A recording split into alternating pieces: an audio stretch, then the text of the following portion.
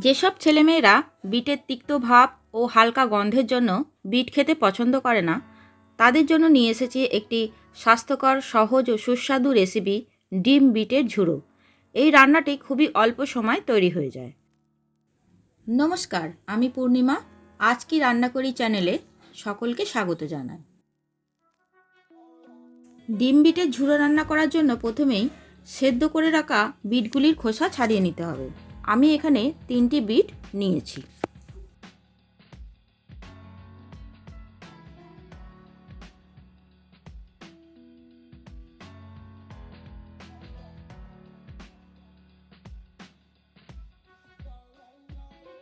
কয়েকটা কাঁচা লঙ্কা কুচিয়ে নিলাম।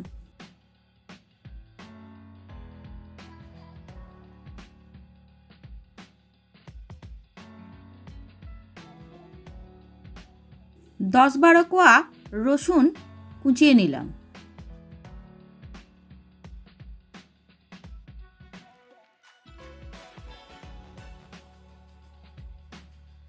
একটা বড় সাইজের পেঁয়াজ ছোট ছোট করে কুচিয়ে নিলাম।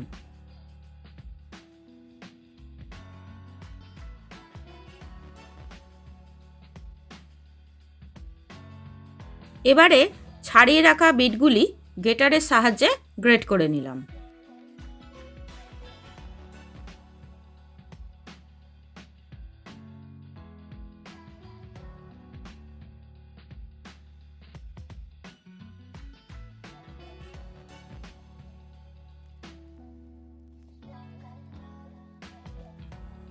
কড়াতে তেল গরম করে নিয়ে অল্প কালো জিরে ফোড়ন দিলাম।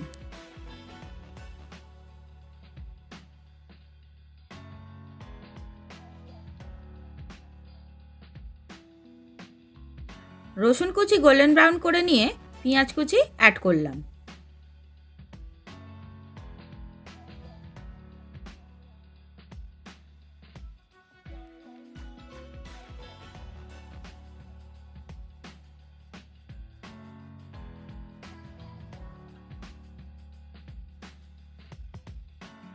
পেঁয়াজ রসুন একটু ভাজা ভাজা হয়ে এলে লঙ্কা কুচি অ্যাড করলাম।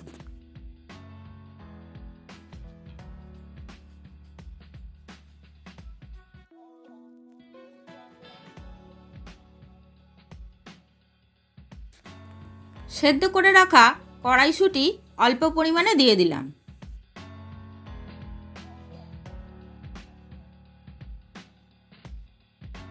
কিছুক্ষণ কড়াই নাড়াচাড়া করে নিয়ে 1 চা চামচ আদা বাটা মিশিয়ে দিলাম।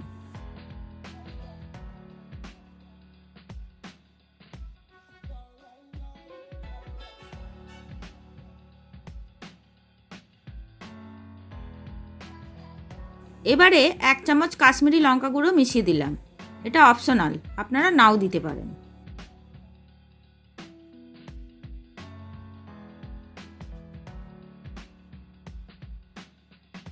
ঝুড়ো করে রাখা বিট মিশিয়ে দিলাম।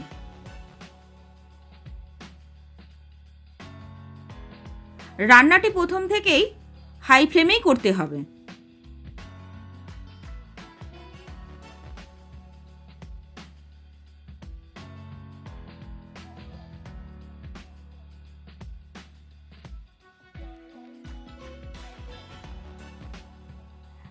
এখন ফেটিয়ে রাখা টক দই 3 চামচ অ্যাড করলাম।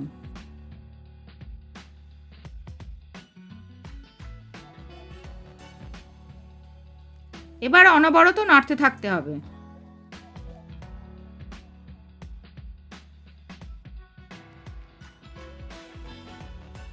এবার আঁচ একেবারে লো ফ্লেমে করে দিয়ে সেদ্ধ করে রাখা ডিম কুচিয়ে নিচ্ছি।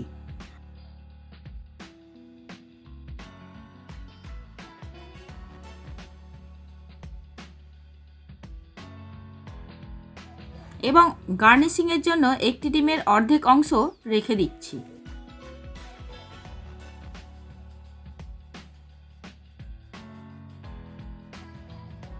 এবারে ডিমের ঝুড়ো বিটের মধ্যে মিশিয়ে দিলাম।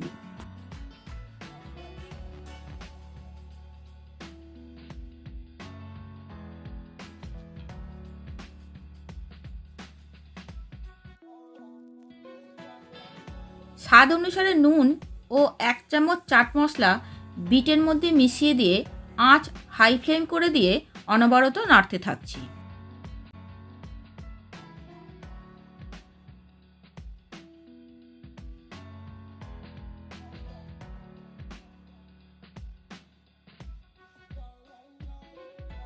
এবারে স্বাদের ব্যালেন্সের জন্য সামান্য চিনি মিশিয়ে দিলাম।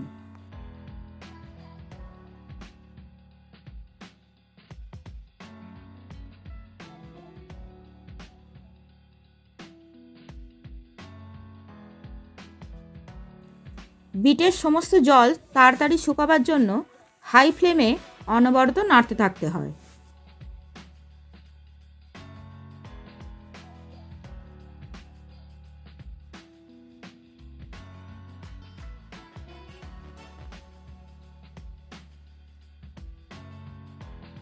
সামান্য কসৌরি মেথি মিশিয়ে দিলাম।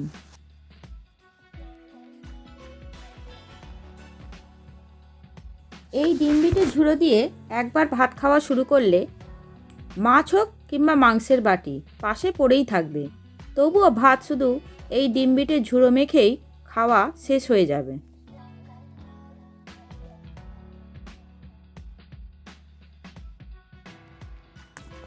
রান্নাটি এখন সম্পূর্ণরূপে তৈরি হয়ে গেছে। এখন সার্ভ করার জন্য ডিম বিটের ঝুড়ো রেডি।